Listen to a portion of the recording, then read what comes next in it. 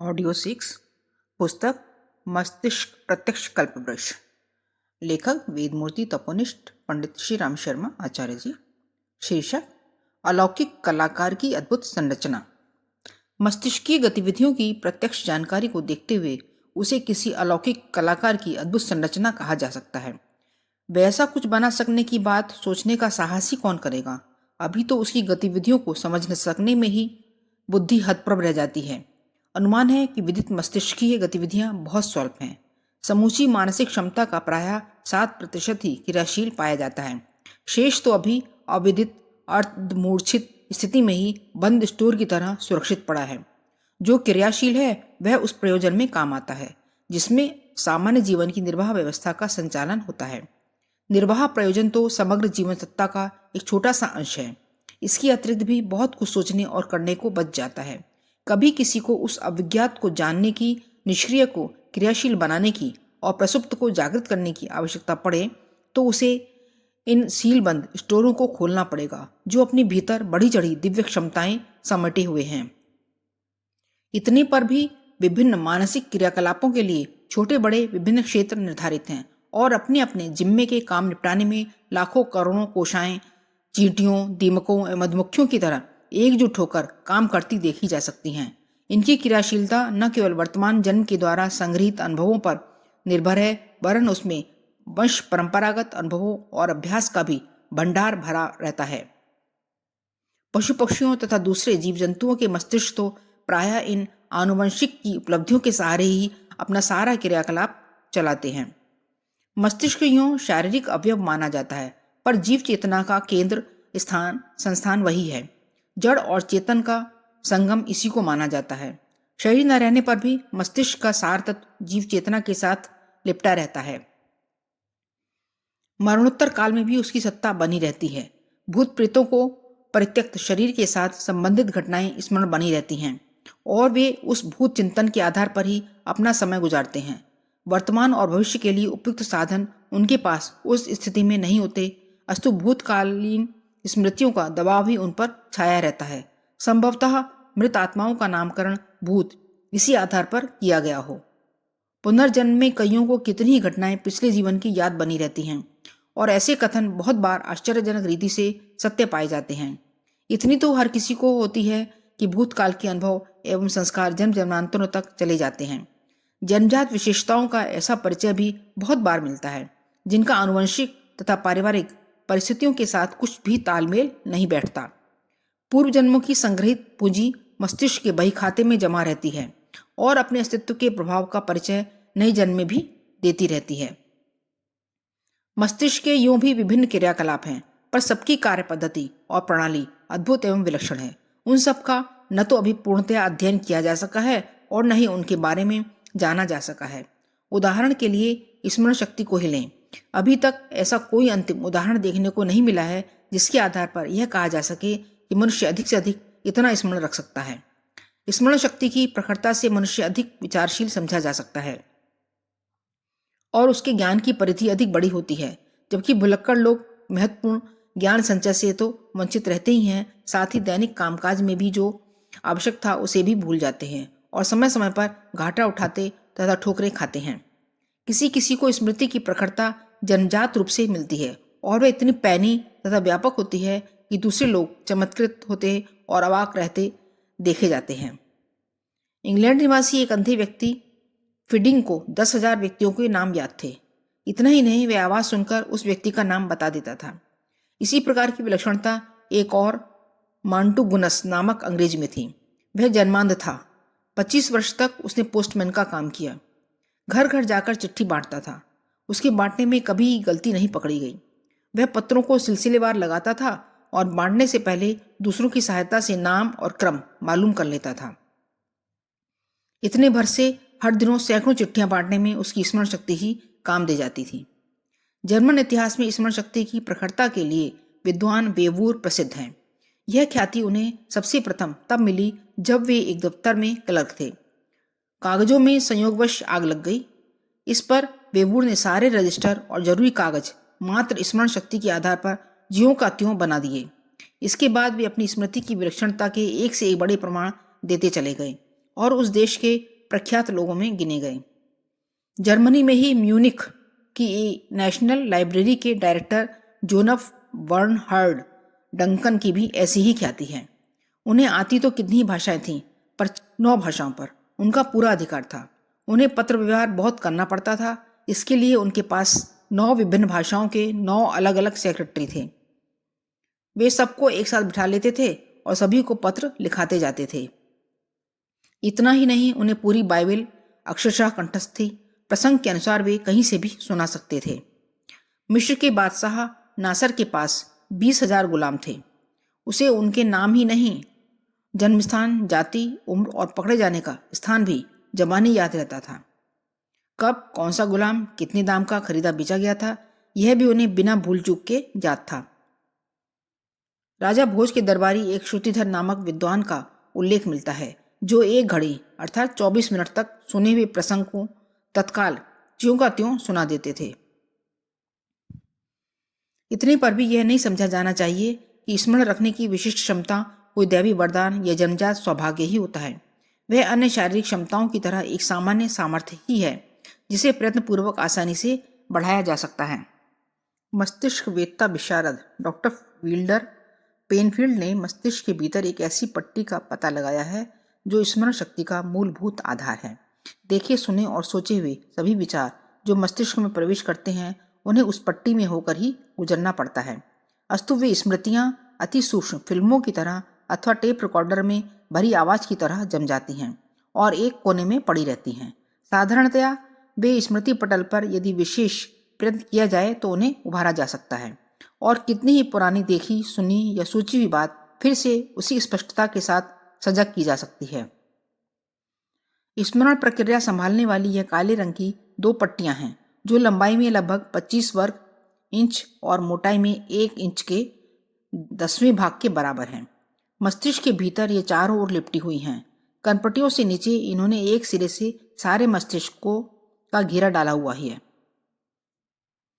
Doctor Penfield ने विद्युत धारा का स्पर्श करा के इस पट्टी के विभिन्न स्थल सजग किए तो उन स्थानों में अंकित पुरानी घटनाएं और बात ज्यों की त्यों स्मरण हो आईं, किंतु जैसे ही विद्युत स्पर्श हटाया गया वैसे ही वे बातें पुनः स्मृत हो गईं।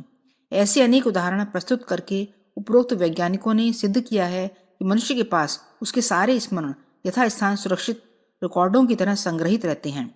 हाँ, वे हर समय स्मरण नहीं आते, प्रयत्नपूर्वक उन्हें उभारा जा सकता है और किसी भी विस्मृत बात को स्मृति पटल पर लाया जा सकता है। मस्तिष्क 25 वर्ग इंच की देखने में एक छोटी सी पुस्तक है, जिसकी विभिन्न कोशिकाएं, इनमें से प्रत्येक पृष्ठ पर ग्रामोफोन रिकॉर्ड की तरह रेखाओं की तरह अगणित स्मृतियां और ध्वनियां ऐसी अमिट स्याही से लिखी गई हैं कि उन्हें आवश्यकता अनुसार कभी भी पढ़ा, सुना या देखा जा सकता है। आंखें औसतन 50 लाख चित्र हर दिन उतारती हैं। इसके साथ साथ ध्वनियों, गंधों, स्पर्शों, स्वादों एवं विचारों का समुद्र हर घड़ी लहराता रहता है। यह सारा तूफान मस्तिष्क में टकराता है। वह उसे समझता और निष्कर्ष निकालता है। इसके बाद भी उसे निरर्थक समझकर हटा नहीं देता, वरन संभाल संजोकर अपने रिकॉर्ड दफ्तर में जमा कर देता है, ताकि आवश्यकता अनुसार उन अनुभूतियों को फिर कभी प्रयुक्त किया जा सके। यूं पुरानी बातें हम भूल जाते हैं, इतनी बातें याद कर सकना संभव भी नहीं। इसलिए स्मरण विस्मरण का क्रम साधारणतया चलता रहता है, किंतु साथ ही दैनिक जीवन में काम आने वाले समस्त घटनाक्रमों की एक अति सूक्ष्म साउंड फिल्म बनती जाती है, जिसे आवश्यकता अनुसार कभी भी प्रोजेक्ट किया जा सके। दैनिक अनुभूतियों में कुछ बहुत ही कटु और सामान्य क्रम के विपरीत होती हैं। वे दूसरों के ऊपर या अपने ऊपर क्रोध व्यक्त करती हुई पैर में गहराई तक चुभे हुए कांटे की तरह दर्द करती रहती हैं।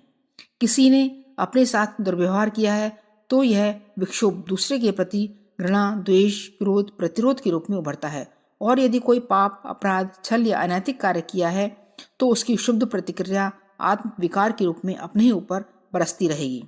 दोनों ही परिस्थितियों में ज्वालामुखी की तरह रह रहकर फूटते रहने वाला उद्वेग मन स्थिति को अशांत किए रहता है, और ज्वरग्रस्त शरीर की तरह उद्वेगग्रस्त मस्तिष्क भी दुर्बल होता जाता है।